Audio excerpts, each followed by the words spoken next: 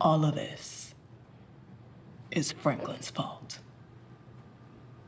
He certainly did his share, but we all played a part. So as we say goodbye to Jerome, the Saint family really does find itself torn in two and at a crossroad about what happens next. Jerome was someone that kept them somewhat connected even if they were at war, but with Jerome now dead, we see all these family members dealing with his death in a different way. I think we can make a good case where Franklin and Louis can definitely take a fair share of the blame, but for Louis to put all the blame on Franklin Saint and ignoring her ambition, greed, going over Franklin's head and directly to Teddy and how that contributed towards Jerome's downfall is definitely blind on her part. So it wasn't just love that killed Jerome, but her ambition and need for power is what put them in that situation. Now Uncle Jerome wasn't just an uncle to Franklin Saint. Albeit Snowfall is just a TV show, but the death would have been felt by many of us, and so in Snowfall Season 6, Episode 7, we said goodbye to Uncle Jerome. Now this is of course something I'm going to get to in a bit more detail later on, especially the conversation between Franklin Saint and Aunt Louis, but Episode 7 wasn't just about Uncle Jerome's farewell. After Franklin killed Teddy's father, he wants revenge, and both of them are looking for each other, so at some stage, we're going to see them butt heads once again. But Teddy's got more issues to worry about than just Franklin Saint. He's got the KGB on his ass, and so is the CIA fed up of his shit.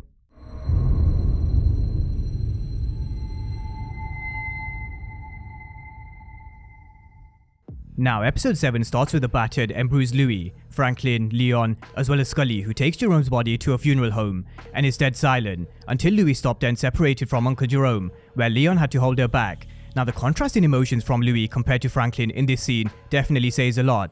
Franklin is definitely broken, and we saw him slump down in the chair in episode 6. But one thing we've learned about Franklin Saint is, he's about business, and when shit needs to get done, it gets done.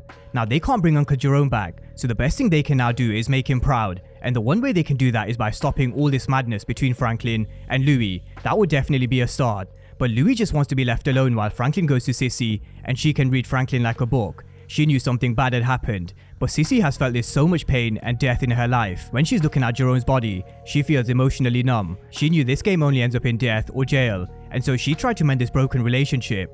Now the next morning we saw Sissy and Louis sitting across each other, and I do think it's worth noting, these are two characters who haven't always seen eye to eye, but one thing they do have in common is these are two women who have lost their husbands. Sissy has lost Alton, and Louis recently lost Jerome, which is why Sissy tells Louis that this needs to stop, but Louis' response was something else. Between the money and the white man and his war, ain't no one going home with clean hands. Now, I don't necessarily agree with Louis, but I certainly agree with Sissy. They all played their part, which is why I made the point about Louis' ambition and greed at the start of this video. All Louis seems to be thinking about at this moment in time is burying Jerome, but how she could possibly get her revenge on Franklin Saint. But she doesn't see that she's the main cause of Jerome's downfall.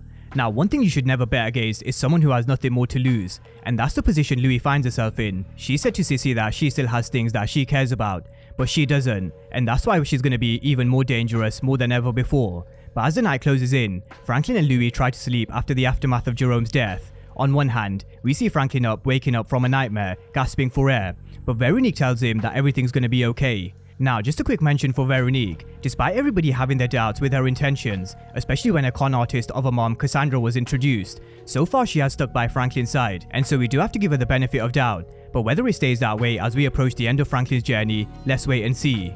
Now, as Franklin was having this nightmare, so was Louis, but in a stark contrast to Franklin Saint, she woke up in an empty bed with nobody to comfort her, and this is where we come back to having nothing more to lose. She's literally got nothing else to live for. So she takes a car and drives to Scully, where she tells the men, "Shoot me, I'm ready to die," very similar to Jerome in his final stages.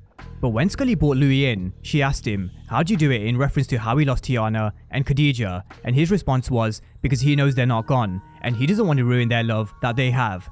Every day he probably thinks about burning Leon to the ground, and we saw them lock eyes in episode 6, but that's not going to bring Khadija or Tiana back. All it's going to do is cause more pain, loss of soldiers, and families on both sides. But it doesn't seem like that's registering with Louis. Her eyes are full of revenge. But let's take a look at this from Louis' perspective. Emotions are clearly all over the place. Jerome's death is still raw, and it is kind of normal in this game to want revenge. However, once things do calm down after the funeral, that's when Louis should think, is this what Jerome would have wanted? Me and Franklin at war? Definitely not.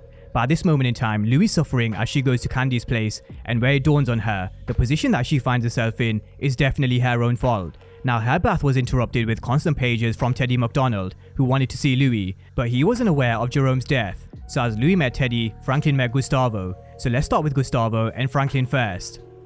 Now Gustavo is someone who's been under pressure ever since he got roped up by the DEA at the end of season 5, and he's been working undercover ever since. But Ruben from the KGB is applying a lot of pressure, so he came clean to Franklin about the DEA and the KGB, which did send Franklin into panic mode. But at the end of the day, they just want Teddy. They want his cocaine to be transported to his warehouse, and they want Teddy there so they can get him with it. So it dawned on Franklin, everyone is after Teddy, the DEA, the KGB, and Franklin himself, while Gustavo is at a crossroad. So it does seem like there's a race against time, and can Franklin get to Teddy first? Ironically, Teddy's also looking for Franklin. While Louis was grieving, she goes and meets Teddy where he tells her he needs help getting to Franklin, but she says they don't socialize. But when Teddy orders to go and fix her problems with Franklin, she loses her cool and she tells him about Jerome. She says that she's not going to do anything until after Jerome's funeral, but until then, leave her alone. But will Louis actually side with Teddy or Franklin Sane? That's the question. She made Teddy a promise that she'll do whatever he wants, but she also did make a similar promise to Franklin Sane in episode 6, although the meeting at the funeral didn't exactly give us the answer. When they were alone, Louis asked Franklin, why did he come back to rescue her from Kane? And Franklin's response was, he was raised to be respectful to women, but it was more than just that. You are the devil. You know that? In the warehouse, she made Franklin a promise that she'll help him get Teddy, and that's what made Louis call Franklin a devil. He wants Teddy at all and any cost, because nobody will get in between him and his money, and Franklin's made that clear before. But who does Louis side with? Does she side with Franklin Sane, or does she side with Teddy? That's the $1 million question, or should I say, $73 million question. Now Teddy himself is in a whole load of shit, because after him are the KGB, the DEA, his ex-wife Julia told him return Franklin's money, and the CIA also seemed to be sick of Teddy's situation, with the man in charge telling Stefan, clean up this mess before it gets worse. Now Jerome's death also had an impact on everybody in different ways, but also where we see Wanda dealing with it in her own way. She's not leaving Leon, but she is leaving the projects. In a perfect world, they would have been on their way back to Ghana, where they would have been able to build a new life, have kids, and live without constantly having to look over their shoulders. But after Jerome's death, all she can see is a very similar fate to Jerome and Louis. Leon wants time to set things up at the project so he can pass it to someone else, but as much as Wanda wants to believe him, she doesn't. This life is something they just can't seem to escape.